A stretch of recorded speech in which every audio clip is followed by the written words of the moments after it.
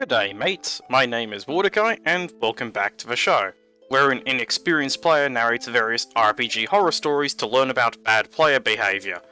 Before we begin, I should apologise for being absent in person and using my familiar, Arquata, to deliver these narrations. I will inform the Institute that they can now remove the missing notice for me. Being inexperienced, it is entirely possible that the characters I initially play as will fall under certain stereotypes or tropes. We've all heard of the raging barbarian who sees red when they rage and is relentless in battle, or the bard who for some reason absolutely must attempt to seduce everything. However interesting these tropes might be on their own, I think I would prefer to play a subversion of these tropes. A barbarian whose rage is more of a state of being hyper-focused on surviving yet another battle. Or a bard that likes to gather and retell stories with a grandiose sense of adventure. Today's story is about a different type of stereotype, the alpha player mentality. Before we get started with the narration, if you like my content and want to see more of it, be sure to subscribe and like the video. It's free and you can always change your mind later. Enjoy! Today's story is titled, A Warlock is Only a Face, and is written by Spastic Overkill. Okay, so it was not only my first ever Warlock, with a Pact of the Tome under a Great Old One, but it was also my first in real life campaign. TLDR provided at the end. The important members of the cast are the GM, myself, and a Barbarian. So I got invited to an IRL campaign and wanted to roll up a Warlock. I asked the GM if I could use D&D Beyond to keep track of everything and got my stats rolled up. I ended up with a Changeling Warlock and got my Charisma to a 20 with a great roll. My Con and Dexterity were +2s and I got unlucky with others, so the DM let them be 10s. So there I was, a human enough Warlock with a book and a small pet lizard. Intros happened in the tavern, and I come in. Hey guys, you all look like friendly fellows. Mind if I buy you all drinks? One of the other players started chatting with me when the Barbarian chimes in. I don't think we can trust you, friend. Why not? I ask, honestly confused. Hefting his great axe, he states, Wizardy folks aren't trustworthy. They are baggage that would just drag us down.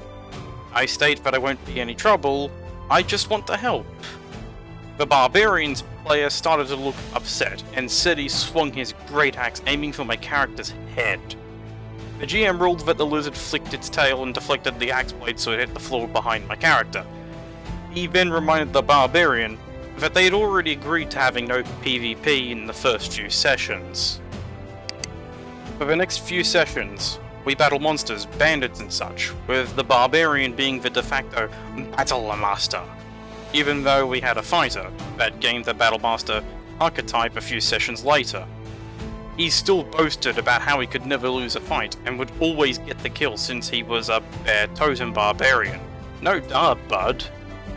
Though when it came down for town stuff, me and the cleric did most of the town stuff since GM won't let me have a fighting pit or challenge the paladins. Mind you, there were plenty of delivery quests that the GM had available that would have contributed greatly to milestone experience. Let's pause the story for a moment. I will admit that I have never understood the alpha player mentality, since it runs counterintuitive to me.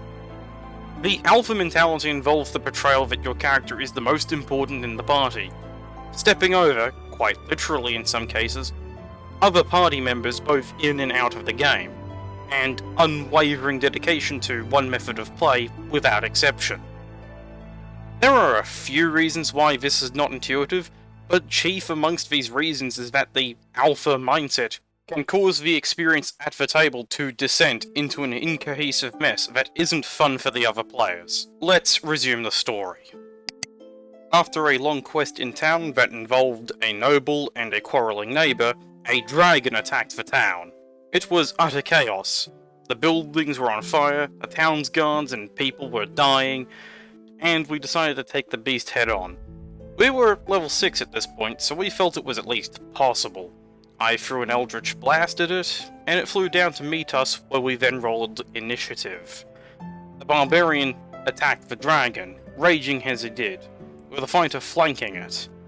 The Cleric and I cast our spells, Bless and Armor of Agathis respectively, and then the dragon breathed its ice breath upon us. The Barbarian shook the attack off, and the fighter was also safe. As the battle dragged on, the dragon flew up and started to circle the town. I readied another Eldritch Blast, and fired it twice, with the Metamagic Adept, and hit with a natural 20. The DM rules that since I had hit it whilst it was still moving, I had effectively stunned it through a combination of the Lance of Lethargy and Eldritch Spear invocations, and that it would fall from mid-air. The DM calculated the resulting damage, then ruled that I had defeated the dragon via full damage. Everyone cheered, except for the Barbarian. That Barbarian then shouted at me, "You don't do any damage! You're just the face of the party! I'm the tank and the DPS, so stay in your lane and just cast spells, Warlock!" All of us were startled at this, and the DM, bless his heart, decided to bring it back to the game with the king of the town coming to thank us, stating that we could have one piece from his treasury as a reward. And we all thanked the king. Rolling on the item chart, the cleric got a blessed mace that dealt radiant damage, the fighter got a set of full plate armor, the barbarian rolled for a +3 Great Axe of Shadows, which had a shadow trail as he swung it, and I got a +1 Dagger of Vampirism. We all went to the tavern to celebrate. It is now that I need to mention that I have the Tome of the Moon invocation, so I didn't really need to sleep, but since I had decided to have a drink, the GM had me roll a Constitution save, which I failed, and had me fall asleep in my bed with the cleric and the fighter as well. End of session. Though the next session was exceedingly short for me because the moment we started, the barbarian decided that he, who did not sleep, would strike my sleeping character. My lizard prior to this had been killed by a goblin lord, so that couldn't have been used. And he attacked recklessly, so it hit my character. Battle started, but my character didn't even stand a chance. He got another turn, and shoved my character prone, and then attacked again. The fighter tried to help, but he and the cleric were both in the canteen. I got up, and the barbarian got a crit and downed my character. He then stated that he took his great axe, and chopped my character's head off, and smashed it into pieces.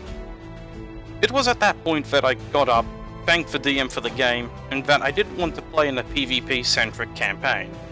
Sadly, that was my last IRL campaign as well. In summary, IRL group invited me to a game, I got a lucky crit that killed an ice dragon, and the barbarian screamed what my post should be, and then promptly beheaded my character, ending my involvement in the campaign. And that's the end of the story. As a Warlock myself, I understand the stereotype that the Warlock is the party face, a character who interacts with NPCs, and explores the world through social interactions such as talking to people, learning about the lore from the locals, and so on.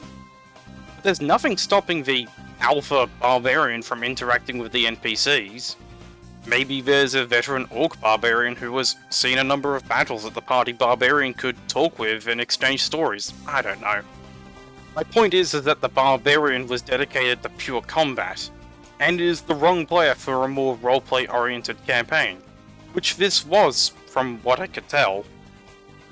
What I do know for certain is that the barbarian is distinctly a problem player.